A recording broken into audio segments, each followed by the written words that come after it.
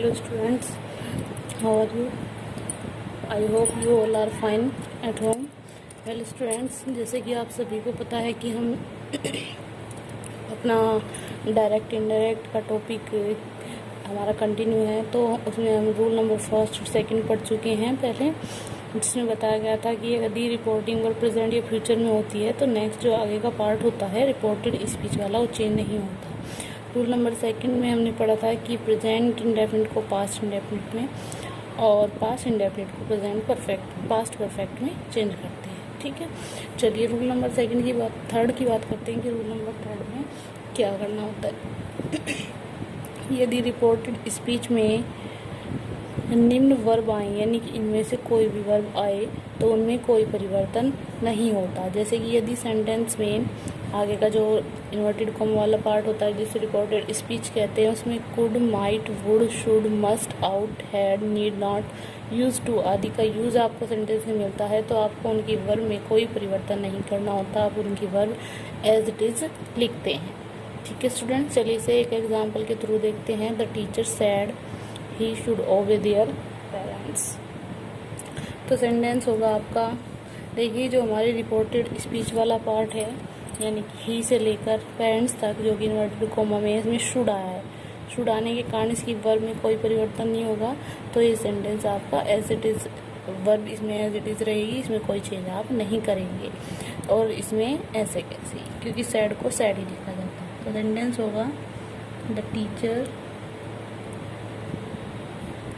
Sad that, क्योंकि inverted comma हटा के एसर्टिव सेंटेंस में दैट लिखा जाता है।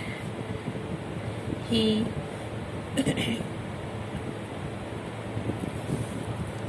ओबे their parents. Well students, I think आपको समझ आ गया होगा। और इसी तरीके के आगे एग्जाम्पल हैं, इनमें आप कोई चेंज नहीं करते, वर्ब को सेम एज इट इज लिखते हैं। चलिए देखते हैं रूल नंबर 4। रूल नंबर 4, यदि रिपोर्टेड स्पीच के में निम्न बातें पाई जाएं तो आर बी, यानी कि रिपोर्टिंग जो वर्ब होती है इधर वाली, अगर वो पास्ट में है तब भी उनमें कोई परिवर्तन नहीं होता।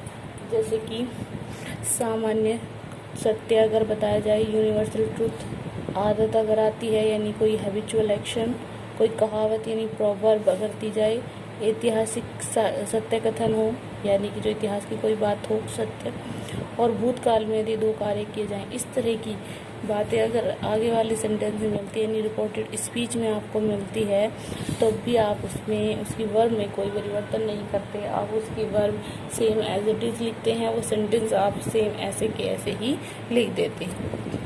एग्जाम्पल है आपका, the teacher sad the earth rotates on its axis, जो पृथ्वी है वो अपनी दूरी पर घूमती है, तो एक सत्य बात है, सामान्य सत्य कथन है, तो आप इसमें इसकी वर्ब में रोटेट्स में कोई परिवर्तन नहीं करेंगे, तो आप इस सेंटेंस में दैट कंजक्शन लगा के इसे ऐसे कैसे ही लिखेंगे। तो सेंटेंस होगा the teacher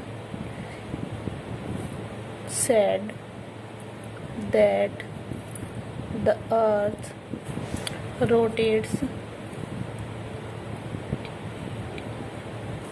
on its axis। Well clear student, चलिए नेक्स्ट सेंटेंस देखते हैं। The old man said dogs bark at strangers. बूढ़े व्यक्ति ने कहा कि जो डॉग्स होते हैं वो स्ट्रेंजर पर यानी अजनबी व्यक्तियों पर भौंकते हैं। ये भी एक सत्य बात है, ये उनकी आदत होती है। ठीक है, यहाँ पर आदत प्रकट की गई है किसी की, तो इसलिए इसमें भी कोई परिवर्तन नहीं होगा। वर्ब में बार्क ऐसे की रहेगी, सेम कोई चेंज नहीं होगा। सेंटेंस होगा आपका, the old man said that dogs bark at strangers। Dogs bark at strangers. Okay, कोई परिवर्तन नहीं हुआ। चलिए नेक्स्ट सेंटेंस देखते हैं। My father said to me truth wins in the and.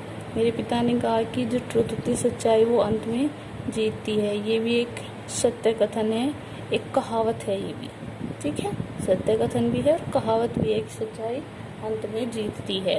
तो इसमें भी आप कोई परिवर्तन नहीं करेंगे, इसकी भी इसे भी आप सेम ऐसे की ऐसे ही लिखेंगे। तो सेंटेंस होगा आपका माय फादर, सैड टू की जगह टोल्ड तो आपको लिखना ही है।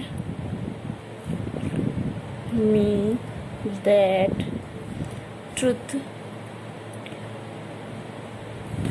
Wins in the end. Okay students, तो इस तरीके से आपका सेंटेंस होंगे और सभी सेंटेंस एक्सरसाइज के आप इसी तरीके से करोगे। फर्स्ट रूल में भी और सेकंड रूल में भी एक कॉमन बात है कि आपको आगे का सेंटेंस नहीं बदलना, सिर्फ आपको दैट कंजक्शन लगा के आगे का सेंटेंस लिखना है। इसमें कोई भी डिफ़िकल्टी नहीं होगी आपको। ओके स्टूडेंट्स, चलिए आज यहाँ तक ही आप इसी बेस पर अपनी एक्सरसाइज करते रहिए। Thank you.